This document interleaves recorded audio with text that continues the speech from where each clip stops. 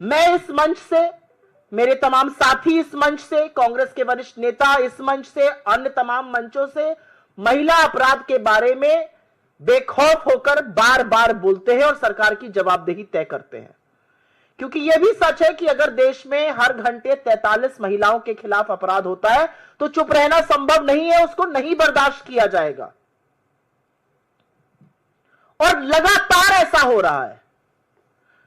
राष्ट्र की राजधानी दिल्ली में एक महिला के साथ बार बार अपराध होता है, वही आदमी उसके साथ बलात्कार करता है जिसकी वो कंप्लेन करने गई थी, जिसकी दिल्ली पुलिस ने कंप्लेन नहीं लिखी जनवरी में, अब वो फिर उसका रेप करता है और उसकी फिर एफआईआर नहीं लिखी जाती है।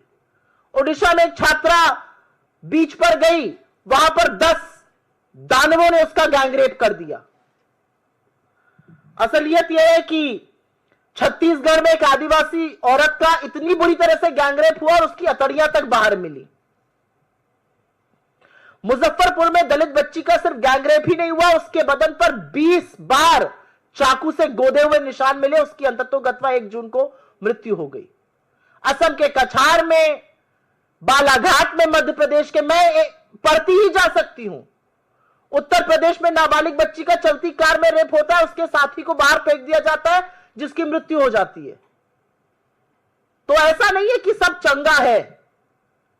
और यह एक सच है कि अधिकांश जो ऐसे मामले आते हैं, अधिकांश जो ऐसे कांड आते हैं, चाहे वो आईआईटी बीएचयू हो, चाहे वो नाव हो, चाहे वो चिन्मयानंद हो, चाहे वो अंकिता भंडारी हो, चाहे वो हरिद्वार की वो पिशाचनी हो जो अपनी बच्ची का गैंगरेप करा रही थी, या तो वो बीजेपी में पाए जाते हैं, या वो बीजेपी समर्थक होते हैं, या ऐसे अपराध के बाद उनको बीजेपी का संरक्षण मिल जाता है।